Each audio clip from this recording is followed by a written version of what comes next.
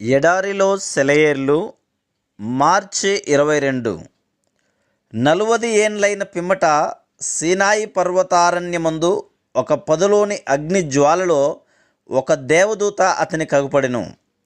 ఐగుప్తులోనున్న నా ప్రజల దురవస్థను నేను నిదానించి చూచితిని. వారి మూలుగు వింటిని, వారిని విడిపించుటకు దిగివచ్చియున్నాను. రమ్ము, నేనిప్పుడు నిన్ను ఐగుప్తునకు పంపుదునని అతనితో చెప్పెను. అపోస్తుల కార్యములు 7వ అధ్యాయము 30-34 వచనములు.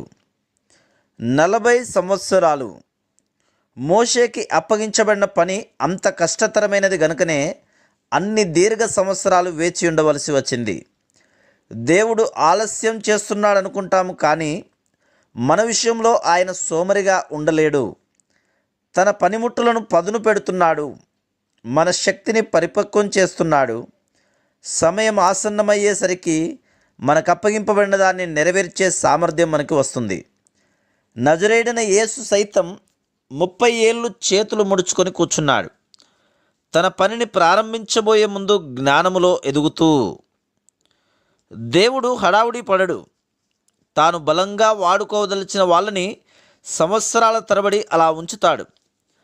ఆయన దృష్టిలో ఈ కాలం చవిసారం లేనిది కాదు. బహుశా మనకి సంభవించే శ్రమల్లో అతి భయంకరమైన భాగం కాలమేనేమో. అనుకోకుండా ఒక్కసారి సంభవించి చల్లబడిపోయే బాధని భరించడం తేలికే, కానీ సంవత్సరాల తరబడి భారంగా ఒక దిగులు మనసుని అలుముకొని కొనసాగితే ప్రతినిత్యము అదే ఆవేదన, అదే గుండెల్ని పిండి చేసే గుబులు వదలకుండా పీడిస్తే అంతకన్నా నరకం మరోటి లేదు. హుషారు చచ్చిపోతుంది. దేవుని కృప తోడుగా లేకపోతే నిరాశ నిస్పృహల అధపాతాళానికి కృంగిపోతాం. యోసేపు ఈ దీర్ఘమైన శ్రమకి లోనయ్యాడు.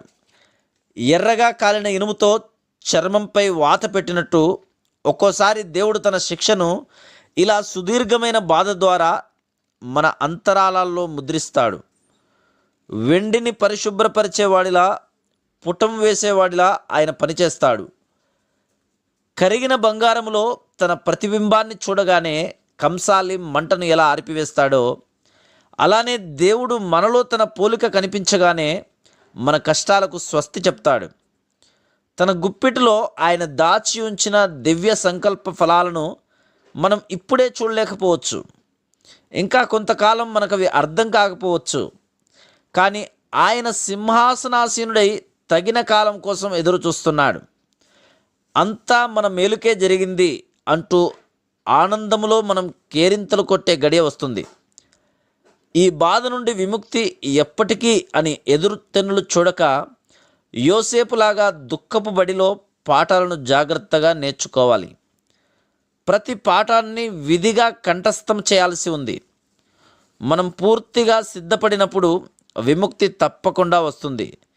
కానీ ఆ తర్వాత ఉన్నతమైన స్థానంలో మన కర్తవ్యాన్ని నిర్వర్తిస్తున్నప్పుడు కష్టకాలంలో మనం నేర్చుకున్నవన్నీ ఎంత ఉపయోగిస్తామో తెలిసి వస్తుంది.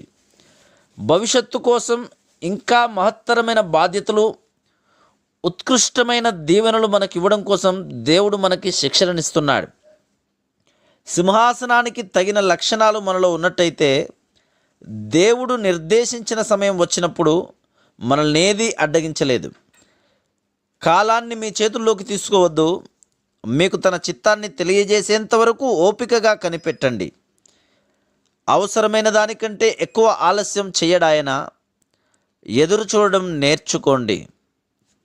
చెయ్యడు దేవుడు జాగు, తెలుసాయనకు మన బాగు.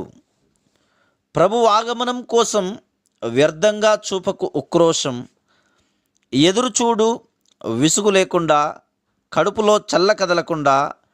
దేవుని కంటే ముందు పరిగెత్తాలని ఆతృత పడకండి. దేవుని గడియారంలో గంటల ముళ్ళు, నిమిషాల ముళ్ళు కూడా సరైన కాలం చూపించేదాకా వేచి ఉండడం నేర్చుకోండి. Praise lord.